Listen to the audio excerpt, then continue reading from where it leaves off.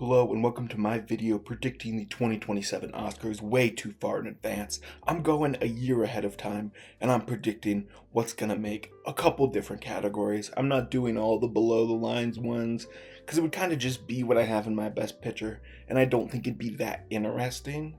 But before I get to my best picture 10, I want to talk about some movies I don't have in at all and why. I do not think Dune Part 3 really stands a chance this year. We are already filled up with these big blockbusters, and the book that this one's based off of, everyone says is worse than the other ones. They don't like it as much.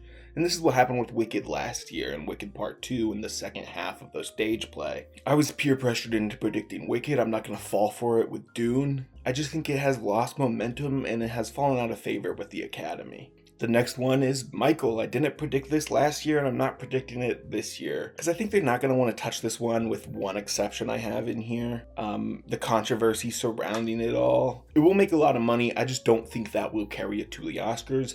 The production of this movie has been an absolute mess. It was going to be one movie and then two and then one. And then they had to cut it down because of a lawsuit with Michael Jackson. I just don't think people are really going to attach to this. Disclosure Day. This looks like it's going to be a flop, kinda. I'm sure it will be fine. It might get score, probably, but I don't think it's going to be a serious above-the-line contender. Ruben Ostlund's The Entertainment System is down. It's not going to come out this year. They're not going to have it ready. And so, if you're predicting that, you're likely predicting one that's going to be in the 2028 Oscars. I see people predicting Teenage Sex and Death at Camp Miasma. This movie is... I'm excited for this movie. But I don't think it's going to happen at the Oscars, and I don't know why people think it is going to happen there. Luca Guadagnino's next movie, Artificial, don't get trapped by him at this point. I said the same thing last year. If a movie's going to break into Best Picture at this point, it's got to be his best yet, and I just don't see Artificial being that horse. There's The Adventures of Cliff Booth. No.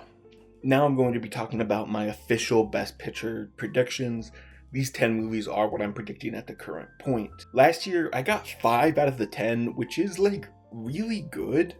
I'm hoping to match that this year, but odds are I'll probably just get, 1. At 10, we have a movie I predicted last year, The Rivals of Amziah King. This movie did not come out. Its release date has me a little worried, but if this does get nominated, and I predicted it last year but not this year, I'm gonna beat myself up. I know this is a long shot, but I just gotta do it for my personal reasons. Coming in at 9 is 1949 by Powell Pawlowski.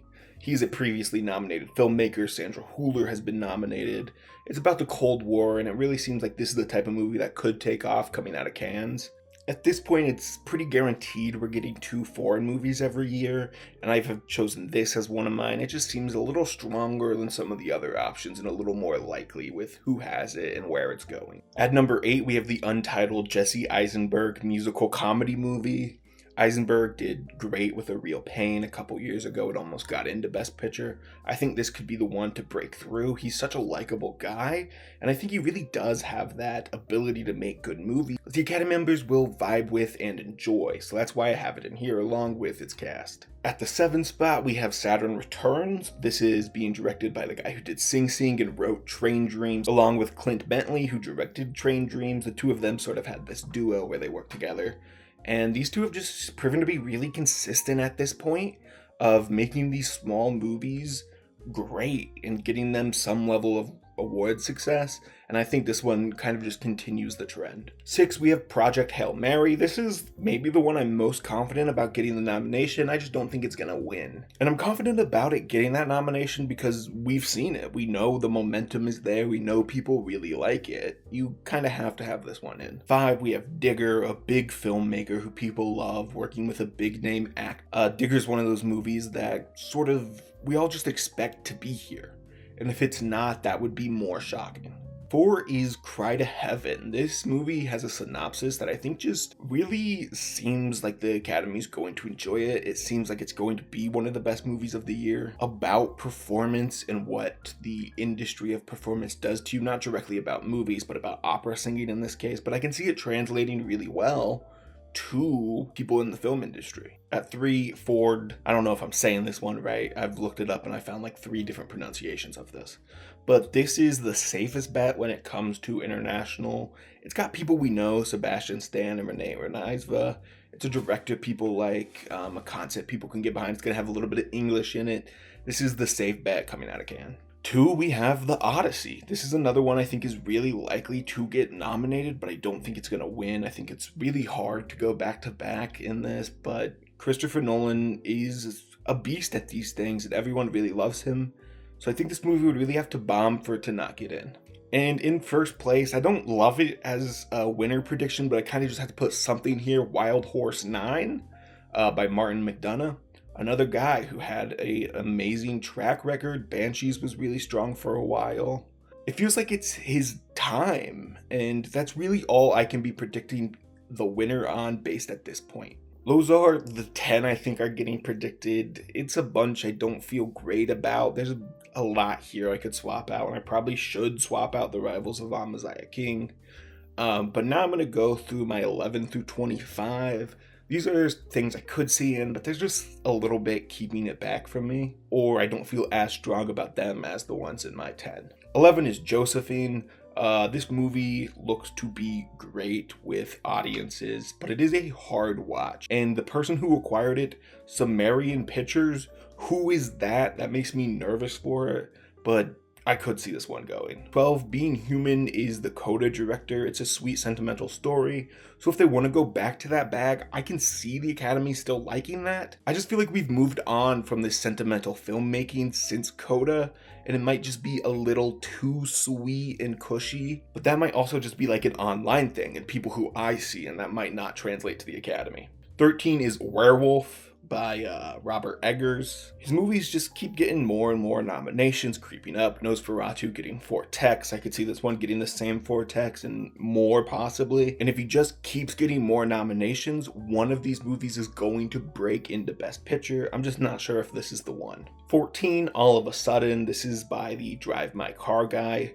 I was really considering putting this one in. It came down to this in 1949, and I mean, you can see it. They clearly like this director. They put his movie in Best Picture in a time when foreign movies didn't regularly break into Best Picture.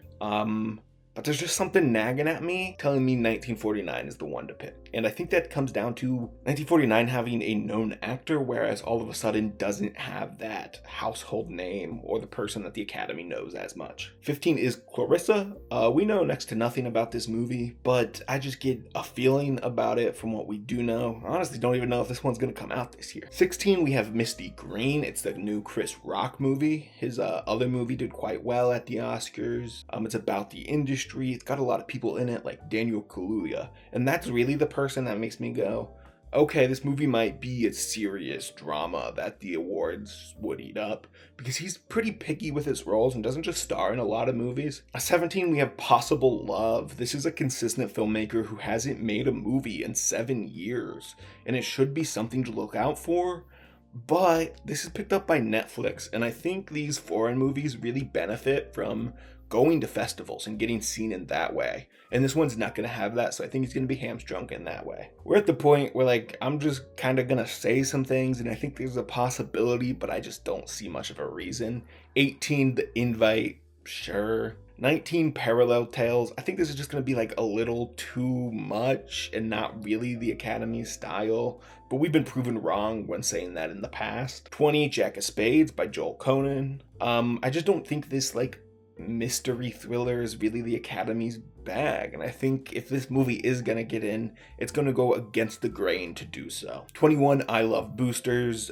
Boots Riley is a really exciting filmmaker, and I could see him getting in one day, but it doesn't feel like we're ready or he's there yet. I feel like he needs to build up a little bit more of a legacy through his like weird antics than other people would have to at this point in their career. 22 is Ink. Once again, sure, this is a real possibility. 23 is Tony, the A24 biopic about Anthony Bourdain.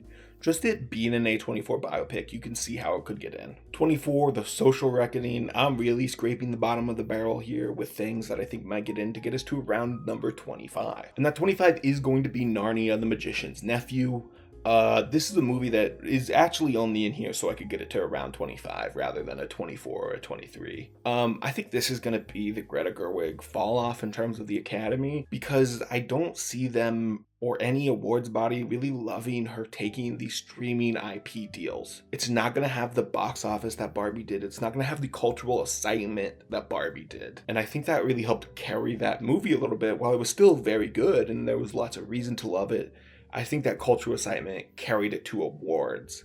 And we're not going to get that with Narnia. There was all my predictions for Best Picture. Once again, they're probably really off, but now I'm going to move on to director and the acting categories, and then I'm going to do animated at the very end. I did really bad on these last year, getting like 1 out of 5 in each, except for like director, which I got like 2 out of 5 in. It was bad last year, so don't trust my predictions on these because I have not proven to be good at them. In director, we have the obvious Christopher Nolan for the Odyssey. It just makes sense. If the movie is nominated for Best Picture, he's being nominated for Best Director. We have Martin McDonagh for Wild Horse 9. If I think the movie is winning Best Picture, I should predict the guy for Best Director.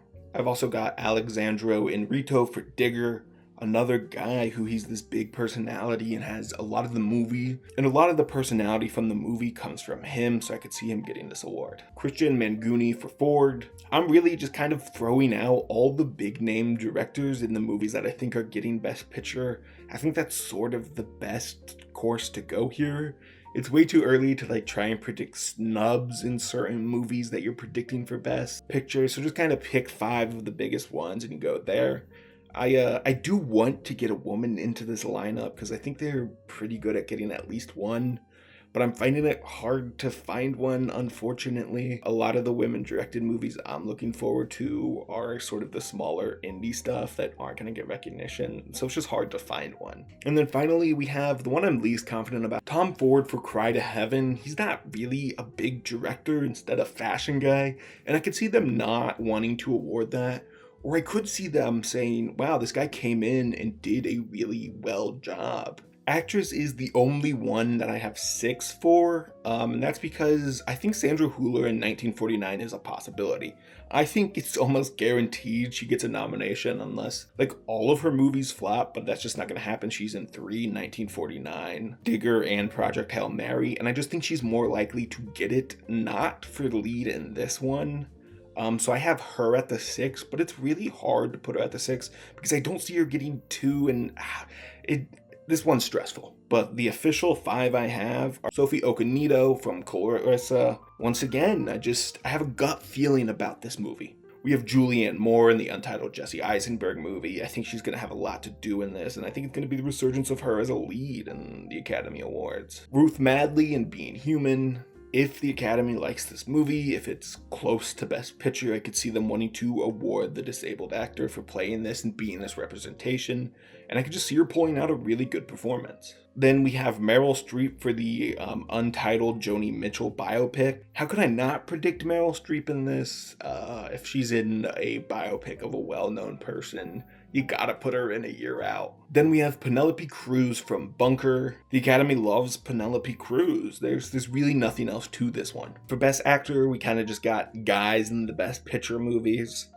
John Malkovich, Wild Horse 9, Tom Cruise, Digger. This is one I'm really hopeful for and excited for because I love Tom Cruise, the actor. Nicholas Hoult, Cry to Heaven. We're still not entirely sure if he's the lead, but I think he's going to be the lead. Matt Damon in the Odyssey. I can just see him coming along with the movie. And then Matthew McConaughey for The Rivals of Amziah King, because I'm basing my entire predictions of the movie around Matthew McConaughey, so I better have him in here. Supporting actress, we have Mikey Madison in The Social Reckoning. This is one a lot of people have in lead, but Variety has her listed as a supporting, which makes me think there's something here to her not actually being the full lead of the movie. I could be completely throwing a slot away here. Variety had to put her in supporting for some reason, right? Then we have Anne Hathaway for The Odyssey. This is another woman who has a big year coming up with quite a few movies, and this is the one most likely to get her an award. I have a bit of a left card pick, Adele in Cry to Heaven. I really believe in the movie, and I think this big showy performance from Adele could result in an award. We've seen this with pop stars previously.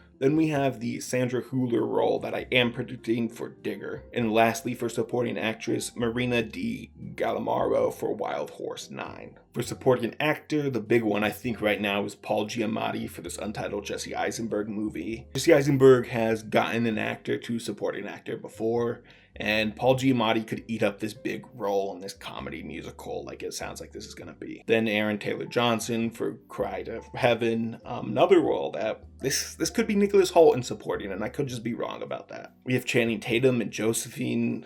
Reactions to the movie really highlight how good he is, and I think after the praise Roofman got last year, we kind of just want to continue saying, wow, Channing, you are really good at acting. Then we have the one nomination I think Michael is going to get, Colin Domingo. He is an Academy darling at this point, and people just like his work. So I could see him getting in for this movie. And then Steve Buscemi for Wild Horse 9. This is another person where reactions are saying he's the standout. So that's why I have him here. And then in animated, I actually predicted 2 of these movies. No, I predicted 3 of these movies last year, and then none of them came out. Which probably tells you how good of a job I did last year. We have Wildwood, the next Laika movie. Yeah, this one's kind of in as well with Hoppers at this point from Pixar.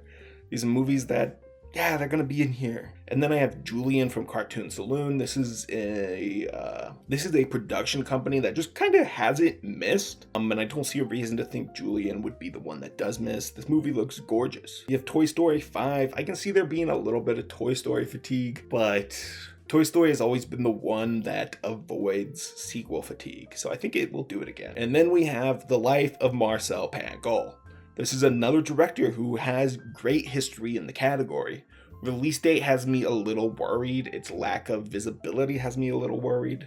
And the fact that there are like so many big American movies that could slot in here. But I have it in anyway because I like to have a little bit of fun. Yeah, so there are pretty much all my predictions on what I think is going to happen in the 2027 Oscars. It's way too early.